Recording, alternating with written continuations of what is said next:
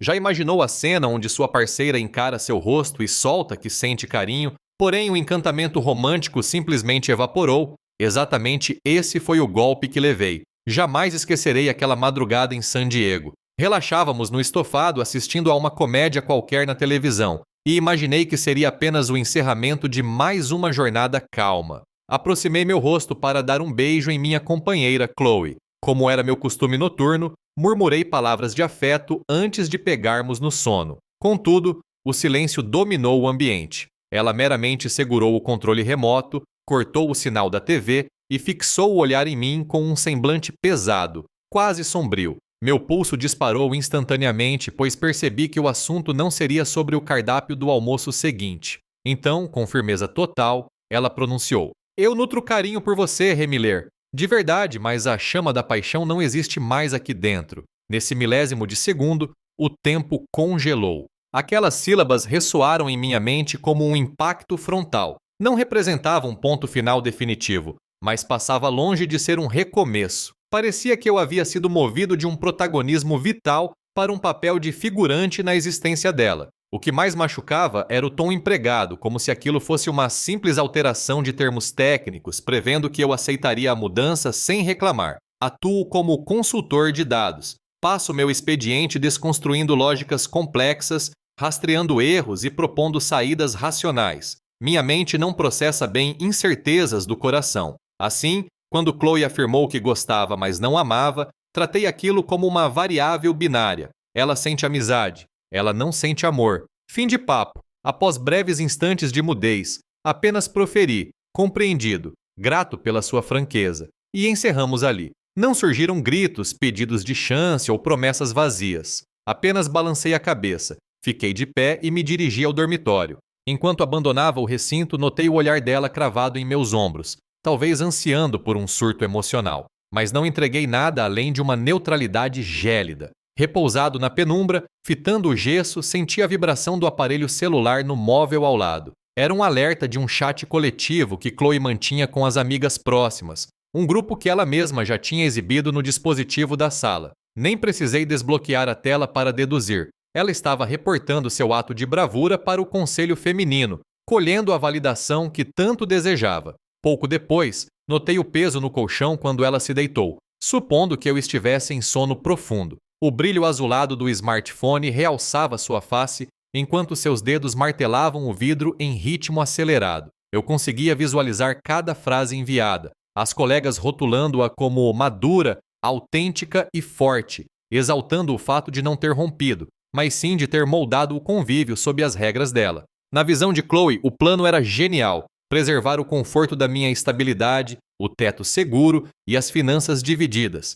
sem carregar o fardo do compromisso afetivo. Ela acreditava ter renegociado o pacto ao seu favor, mas na realidade havia apertado o botão de ejeção. Ela não apenas me colocou no posto de vizinho de quarto, ela me transformou no habitante mais metódico, cerebral e distante que ela poderia encontrar. Se o desejo dela era uma partida de xadrez, eu moveria as peças com frieza absoluta. Uma semana se passou desde a confissão de Chloe, e enquanto ela imagina que ainda estou absorvendo o impacto de modo sereno, a verdade é que iniciei o que batizei de estratégia de convivência neutra. Muitos sugeririam que eu a colocasse para fora imediatamente, mas não opero assim. Detesto conflitos barulhentos. Prefiro desmontar as peças devagar, de modo calado e organizado. O resultado é bem mais potente. A estratégia começou no amanhecer seguinte. Despertei no meu ciclo habitual. Geralmente eu me aproximaria para um carinho matinal, mas desta vez apenas saí da cama, fui para o Cissària Gourmet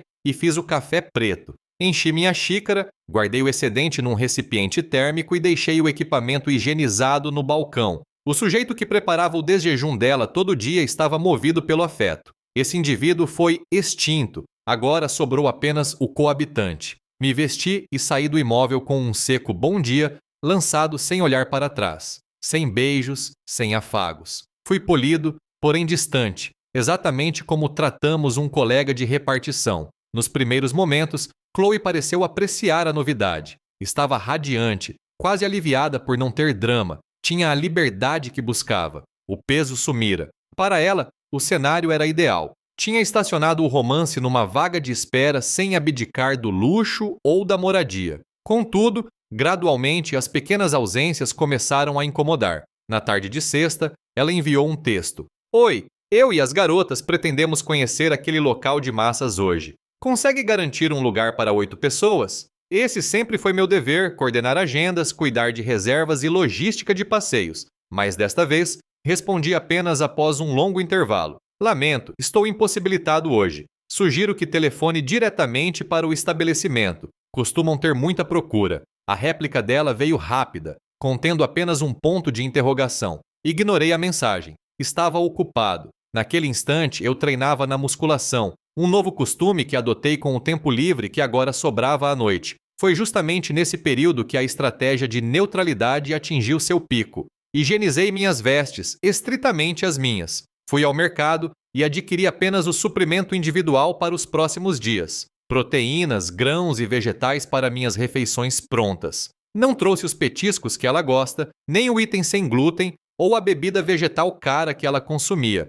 Quando retornei, organizei meus mantimentos nas divisórias que delimitei no refrigerador e no armário e passei a cozinhar. Chloe surgiu na cozinha com um olhar de estranhamento. Você fez compras? Indagou. Sim, retruquei sem desviar a atenção do alimento que cortava. Você não trouxe nada do meu consumo. Não foi um questionamento, foi um protesto. Ah, perdoe-me, devolvi no mesmo tom neutro que usamos com um desconhecido no elevador. Só providenciei o que constava na minha necessidade. Posso até encaminhar o comprovante depois, caso queira ratear os produtos de uso mútuo, como papel higiênico. A face dela revelou uma mistura de espanto e fúria contida. Em 2 anos de união, jamais solicitei que ela pagasse por comida. Mas o homem que abastecia a despensa com mimos era o parceiro apaixonado. O vizinho de quarto apenas paga sua cota. As fissuras ficaram nítidas no domingo. O veículo dela emitia um ruído estranho há dias. Ela já havia comentado sobre isso,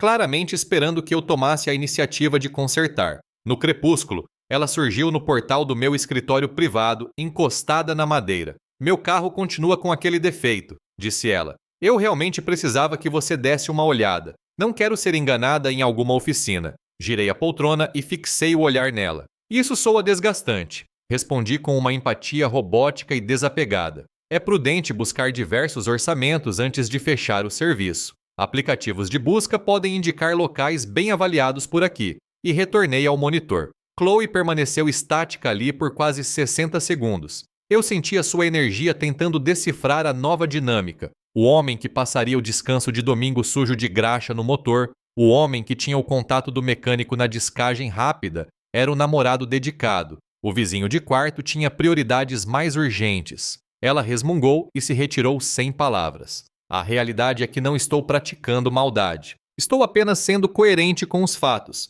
Chloe afirmou que gosta de mim e é exatamente assim que a trato, como alguém por quem tenho estima, uma conhecida, uma colega de teto. Para uma conhecida, eu daria o conselho de procurar ajuda técnica, mas não desperdiçaria meu lazer reparando o automóvel dela. A moeda de troca de um vínculo íntimo, os cuidados mútuos, os favores invisíveis, tudo isso parou de circular entre nós. A própria Chloe desvalorizou nossa moeda emocional para o nível 0. Eu meramente recalibrei a rotina do lar para espelhar essa nova verdade. Ela está começando a notar que sua fala supostamente corajosa e sincera não apenas a livrou da obrigação de me amar, mas também me desobrigou do dever de protegê-la. E passo a passo ela percebe quantas dessas pequenas regalias ela considerava garantidas por direito divino. O silêncio na residência está cada vez mais cortante. Chloe tenta iniciar diálogos, busca alguma faísca de sentimento, mas não obtém nada além de educação polida e desinteresse cordial.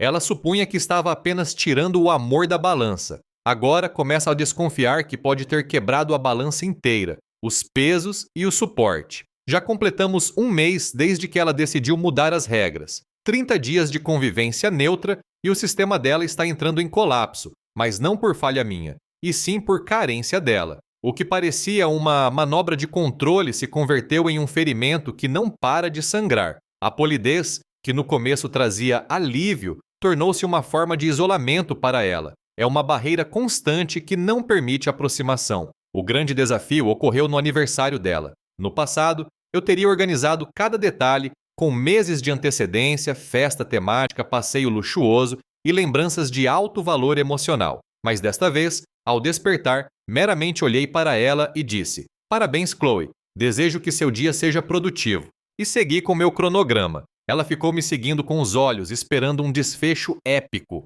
Café na cama? Inexistente. Flores na porta? Nada. Jantar de gala? Esqueça. Mais tarde, ela entrou na área de serviço enquanto eu batia meu suplemento e, tentando parecer natural, questionou: "Algum projeto para celebrar hoje?" Eu respondi: "Não, apenas expediente e treino. Você organizou algo?" "Eu só imaginei que faríamos algo especial", gaguejou ela. "Ah, entendo", devolvi com um sorriso leve. "Imaginei que você estaria com seu círculo de amizades." Fiquei à disposição para dividir uma entrega de comida rápida e um filme, como amigos fazem, mas fiz questão de não interferir se ela tivesse planos de maior importância. A ênfase na palavra amigos foi um movimento pensado. Usei a própria retórica dela para definir o limite. Celebrações românticas pertencem a quem ama. Para quem apenas gosta, um lanche casual basta. E foi assim que ela passou a data especial, sentada no sofá, checando a vida alheia no celular enquanto eu trabalhava no computador ao lado. O vácuo emocional era absoluto.